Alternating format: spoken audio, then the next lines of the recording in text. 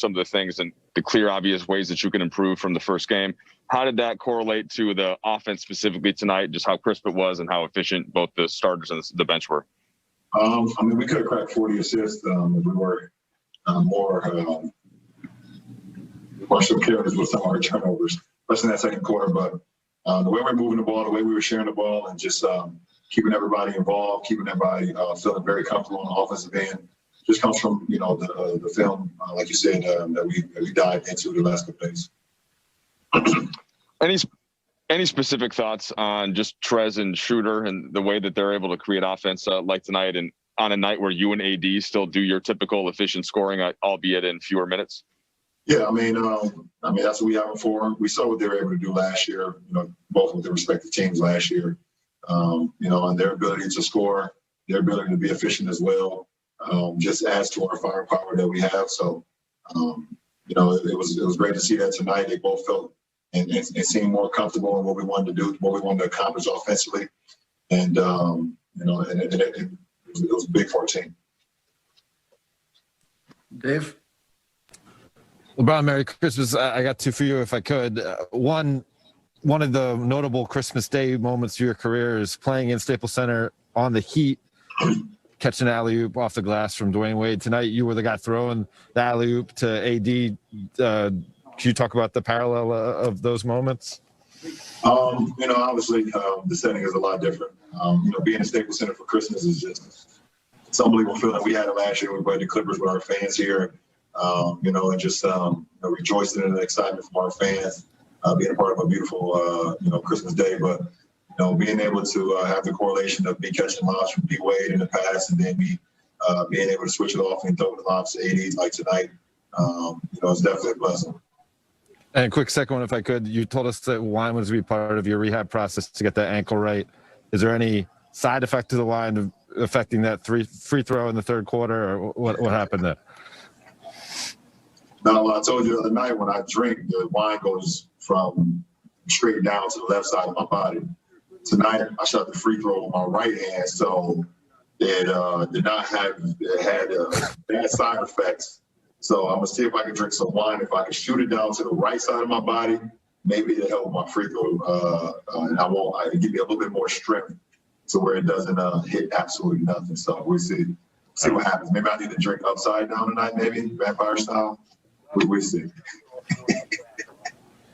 Dan? LeBron, it's a bottle in both hands is usually what works. That's typically just from my experience. I'm curious. Obviously, you guys had a really clear identity last year, and the formula was pretty laid out for how you would win.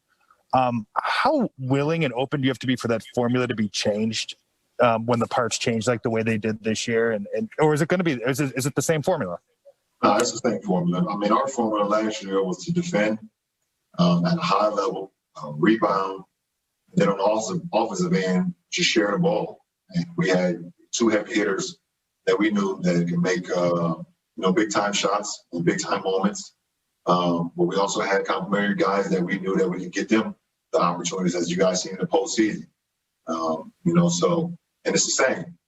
We have two heavy hitters, and myself and an AD, and we also got some guys that can just do some great things. I mean, and as you've seen tonight, and Trez, and Schroder, and Kuz. You can never forget about KCP because he has the ability to go off as well. And that's just the name of a few. So we know what our identity is. Our team know what our identity is, and the ball is going to be in me and AD's hand for the majority of the time. But we have the ability to be able to defer. To Dennis, and he can run the offense, be able to defer and get the ball to Trez in the low post, and he do his thing, be able to get the ball to Kuz in his sweet spots as well. So we know who we are, and we want to continue to build off that. Kyle, good. Hey, Brown, Merry Christmas. Just sort of following up off of that, you talk about who you are, and obviously, when you look at the scores you have on this team, you knew the potential. What's it like to kind of see that score 138 points in a game, and you only have to score 22 of that? Is that sort of invigorating to be in this situation, see it unfold? That's what the game asked for. The game asked for and called for, being well balanced.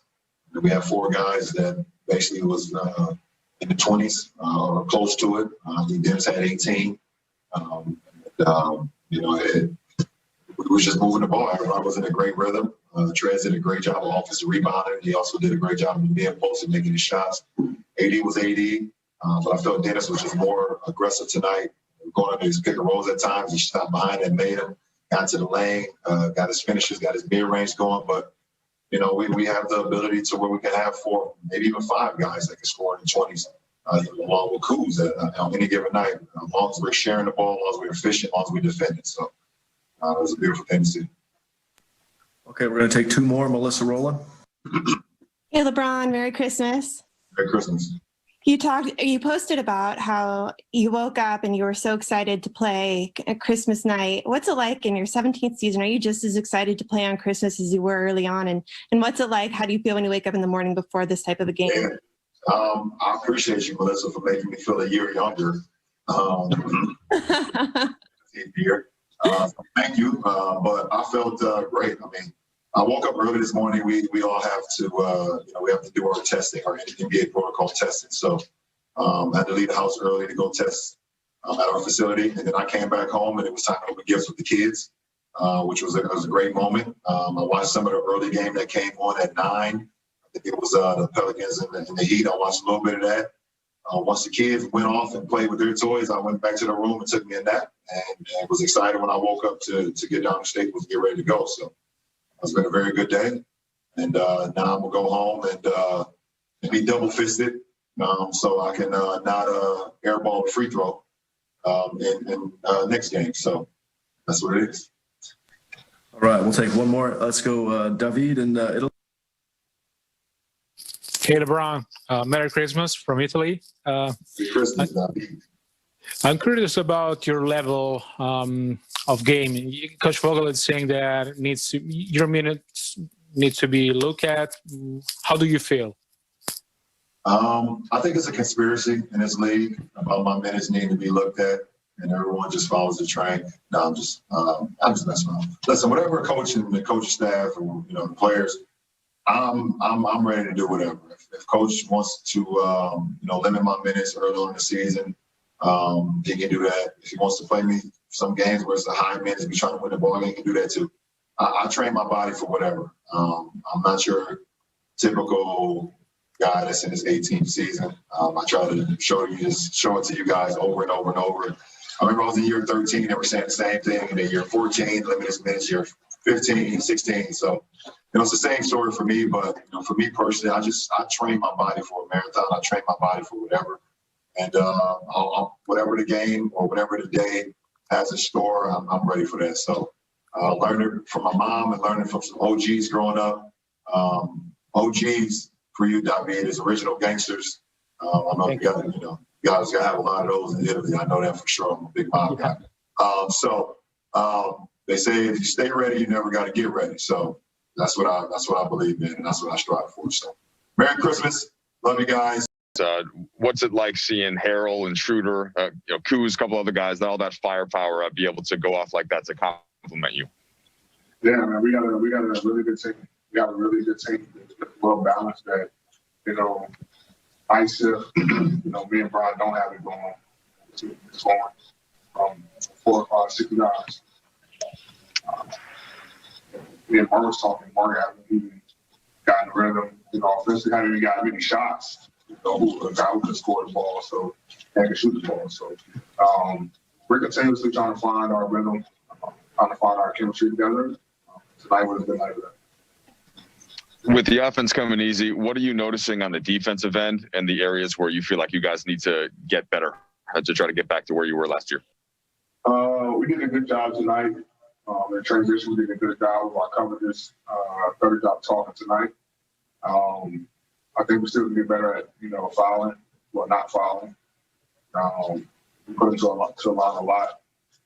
And a little bit of overhelp. We're trying to help guys when guys get beat off the dribble and they're kicking out for threes. So especially a team like this who shoots on the threes, we definitely want to let them back in the game more, continue to shoot over threes on us. But I think we did a better job tonight on our coverages, talking about defensive end and just covering better. Dave? AD, what is it going to take to get Wes and Mark going the same way Trez and Dennis have so far? More time. I mean, both of those guys are experienced players. Both of those guys can make plays on both ends of the floor. Like I said, we got a lot of guys on our team. I mean, it's a good problem. And it's good, as they're working their way back into the swing of things and trying to find their rhythm, we can still have other guys come in and make plays for us. So they can take all the time they need to get back in the rhythm. Obviously, we asking a lot from them to come in. Let's play both sides of the ball. West guard, one of the best perimeter players on the other team. And Mark do a lot for us on the offensive end, his passing ability, and on the defensive end. So we asking a lot from him. So we're going to give him time to get back in the rhythm and get used to our offense and playing with some of our guys. But as they come along, we still have other guys that can play for us. Kyle Goon? Hey, AD, there's some reports that Dennis is potentially, looking at doing an extension sometime during the season with the Lakers. And he said just now that he would love to if it can be worked out on both sides. What have you seen this last month about Dennis's fit within the organization? Did that really quickly. I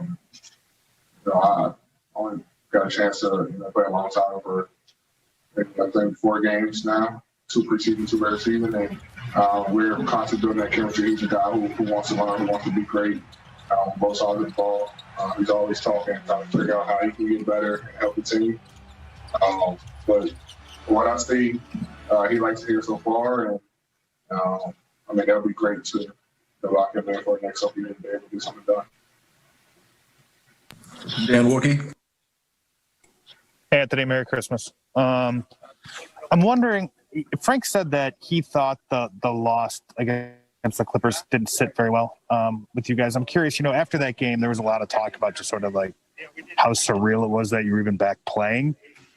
What was it like in the 24 hours after that? Is that when like the loss part of it kicked in? And do you think that kind of helped you guys get more focused offensively or any of that stuff that happened early, more energy early in this game tonight? I think it was the film. We watched film and realized how we can be better on both sides of the ball. It was our first game together.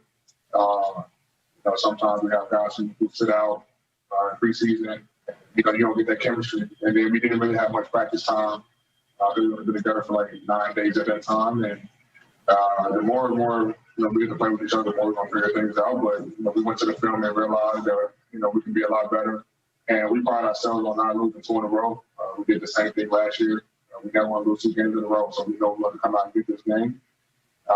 And come out with a lot of energy and effort. Guys felt a lot better body-wise and mentally. Obviously getting the rings was a big deal for us. And it just didn't feel like a real game. It felt also surreal. And we was able to come out tonight and put all that behind us and make sure that we did whatever we could to get to the win. All right, a few more. Melissa Rowland. Hey, D, you guys outscored the Mavs 35-0 tonight in second chance points. What does that say about your guys' effort? And then also Frank said that was a point of emphasis heading into tonight's game. Like, what does it show that you guys are able to respond so strongly to things that are brought up?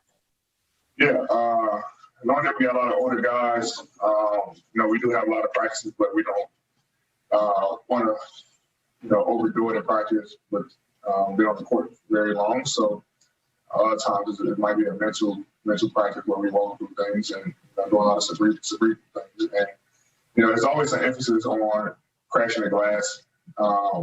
Myself, Trez, Kuz, Ron, we want to get second chance points and kick it out to our shooters and to be able to make shots. So, anytime a guy, shoots the ball, we want to get 2, maybe 3 guys crashing the board and picking out to guys. We did a good job of that tonight. Then get extra effort plays for our team, and they can win a ball game. And they did for us tonight. All right, last one, Harrison Fake.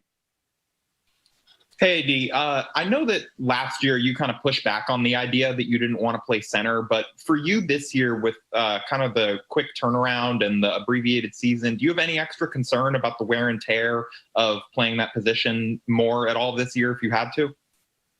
No, I mean, I really, we got Trez and Mark who can play the 5, but there's going to be games where I have to play the 5, and, me and Coach talked about it, so I'm prepared to do that as well, and he's going to be smart about when to do it. There's always a conversation.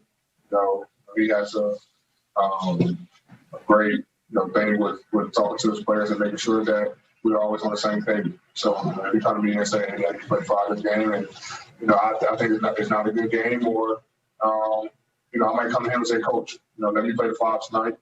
I think it's a great matchup for me to play the 5, and we have a conversation about it and see where it goes. Thank you, AD. From one superstar to the next, here it is, LeBron James. It's always something. Ties his buddy Dwayne Wade for most wins on Christmas Day Eve. Lakers calendar, 3 games left for the Lakers in 2020. Up next is a back-to-back against the T-Wolves and Portland. Then first road game of the season on the 30th against the Spurs. Then an off day in San Antonio, and on New Year's Day, another game against the Spurs. Then on January 3rd, they play last year's Rookie of the Year, Ja Morant and the Memphis Grizzlies. Lots of NBA action today. Let's recap. Jimmy Butler and the Heat host Zion Williamson and the Pelicans on Christmas. First quarter, Jimmy, the pull-up Jay, gets it to go. He would not play in the second half due to right ankle stiffness. Second half, New Orleans down 15, trying to come back. Big game, Zion. Yeah. The wreck. He had 32 and 14. Reminds me a little bit of Charles Barkley when he was younger. Duncan Robinson making it rain. He had 6 of his 7 threes in the first half. Fourth quarter, Brez Heat pull away. Woo! Dragic behind the back. People said he was going to be tired this year. A very short offseason for him as well. He's had a pretty good start to this season. Caron Butler, an assistant for the Miami Heat. Nice job. Yeah, Caron. On to Milwaukee, Giannis, Steph Curry, the Warriors. Oh, boy. Christmas, second quarter, Bucks up 9. Chris Middleton drains the 3, draws a foul from Curry, was not happy. A weak call. He's had a tough start. Just seconds before the half. Yeah. That was a nice shot. Steph gets it back, beats the buzzer. Curry with 19, but just 2 of 10 on 3. Second half, Bucks up 12. Middleton finding Giannis on the break. 15 and 13 for the Greek Freak. Later, Middleton again in the corner. Drains the 3 with 6 of 8 from downtown with 31 points. Bucks win easily, 138-99. It's 2 bad ones in a row for Golden State. 2 wipeouts. Truly, really is the best day in the NBA. Game Good after basketball. game. There's still one going on now as we speak. Bunch of eggnog drinkers today, baby. 18 points and 6 assists for Dennis Schroder in the win. He's now speaking with the media. We had a great game tonight. Happy holidays. Can you just speak on just the continuity with the team and how you are able to gel together so quickly? I mean, they're making it easy for me. The transition since the first day in practice. I think everybody came together. We really don't have no young guys really. It's all professionals who are taking it serious. So I think AD and Lebron, they led the way and did a great job. Just pushing us in that situation. And I think everybody feeling comfortable and everybody just go out there and play. Kyle Goon, please. Hey, Dennis. Just being able to play a game like that where the team was so potent offensively on Christmas, are you just having fun? I mean, is this sort of the stage that you wanted when you came here? I think this group here is it's fun. We want to get stops on the defensive end, but then we just want to run, on the offensive end and make it as fast as possible. And I think, that's our philosophy. We want to go out there, play with energy, get stops and run. And that's what we did tonight. And we just got to keep getting better from here. Jovan? Hey, Dennis. I'm curious about the offense of spacing with the starting group because LeBron and AD command so much attention, and then you got Mark and KCP, searching the floor. It feels like you're just getting right to the rim. You have a runway to the rim. What's that like for you in playing with that type of spacing and just kind of those weapons? Like I said, we feeling ourselves. We want to get to know each other, and then I think in practice, starts in practice, get to know each other in games, especially now. I see that I can go right open to the lane and put pressure on the rim, and nobody really helping. So I can be aggressive because they draw so much attention with KCP out there with the three. LeBron and AD, like you said, and even Mark, he can stretch the floor. So it's a lot of space for me to attack. Still to come on Access, AD got his milk and his cookies tonight. 28 points, 8 boards for the Brow. We'll have more right after the break. Able to dominate the board so well. Making them take tough shots. I think that was the biggest thing. Everybody tonight, did what they had to do defensive end of the floor and made them make tough shots, and they made some and missed some. We were able to really hold them one shot off. All right, Brad Turner, please. I know, I'm trying to get it. There you go, BT. About the play of the bench, especially you, Montrez, and Marcus Morris. How deep is this team? I'm sorry, Keith Morris. How deep are you guys, and how much are you guys able to help the starters out tonight? We're a deep team. We have like five or six guys that at any given night can get you 20. We all just come in and play with energy. Just try to keep the game afloat or take the game over. So. Right here. Kyle Goon, please. Hey, Coach,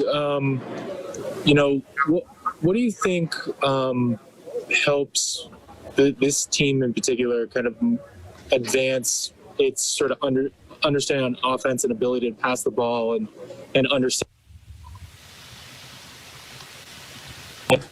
All right. All right. Can you hear me? Sorry, Kyle. I think we lost you for a second there, Kyle. Do you want to start over? Yeah. Just what helps these guys able to kind of blend on offense so well and be able to move the ball and understand where each other is going to be? Like I kind of said, we got a lot of guys on this team, a lot of talented players. So, the only thing that can really top us is ourselves. So we just try to not take bad shots. Everyone's just trying to move the ball and get the best shot possible, whether that's the person that has the ball or someone on the weak side. Just try to find open man and get quality shots. More to come.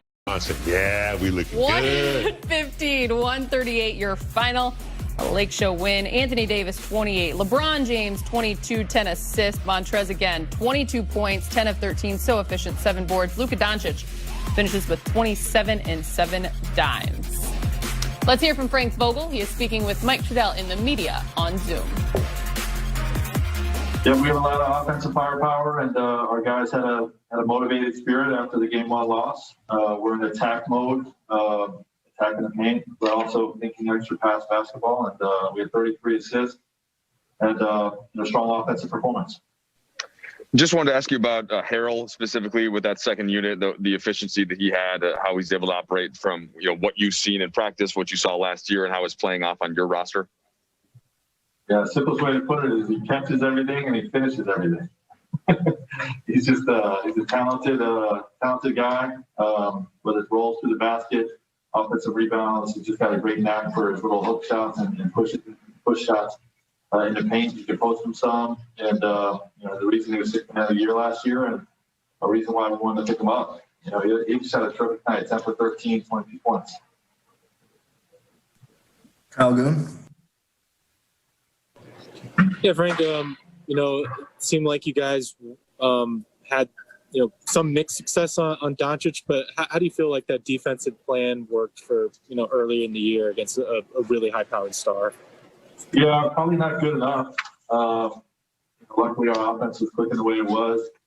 But, I do think that we did a decent job on the three-point line. This team's capable of making 20-plus threes if you overcommit to your helps. And, we just try to compete as best we can with Luka in terms of, shooting a low percentage, keeping them from making a lot of threes. And, like I said, trying not to overhelp and open up their three-point game. Dan Workey. Hey, Frank. Is one of the hopes with this roster that you might be able to close games like you did tonight with either LeBron or AD on the bench because of kind of the firepower you have? And is that one of the advantages of Schroder and Harrell? It's a dual-purpose thing. We want to get, our depth, enough reps, whether it's returning guys or new guys, to get their legs on them, to get the rhythm and timing up, while also managing LeBron and Anthony's minutes early in the season. And, obviously anytime you can build a lead up enough where you can sit your starters towards the end of the game, that's always positive. Did you ever come close to putting him back in at all during that stretch? I'm always, cautious of how a game can turn. So, I didn't really, I never really mentally have them completely out of the game until I empty the bench. Dave McMenamin. Frank, what was the part of the offensive explosion do you feel like is most responsible for? You shoot almost twice as well from the three than you did in opening night against the Clippers. Is there a point where you guys find rhythm as a team because you haven't had that much time together? Is it a mix of the looks you're getting against the Mavs defense? What can you account for that? I think it starts with LeBron and Anthony playing at a high level. That puts a lot of pressure on the defense to commit, and those guys are willing passers. So, you move the ball to the basketball around with the firepower that we have and commit to the open shot. We're going to shoot a high percentage. And I'd also say we just have a number of guys playing well. Obviously, Trez and Dennis with his ability to get in the paint and create for others. Kuz played well. A lot of guys played well individually. But again, when you have the type of guys that we have that can attack, still make extra passes when the help comes, you have a chance to have to produce the way we did tonight. Jovan. Hey, Frank. The other day you said that you told Kyle that you wanted him to bring energy on both ends of the floor. What did you think of his energy tonight? He had a couple offensive rebounds, a nice block defensively. What did you make of his performance? Yeah, I think he's playing at a high level, and what I think he really improved upon last year is impacting the game in ways other than scoring. And, the defensive effort, the defensive glass, blocking shots like he did tonight on that one help side play. And then offensively, whether he has the ball or not, he's going to be really, really active. Crashing the glass, cutting through the basket, moving out the basketball, and then obviously the ability to get hot the way he did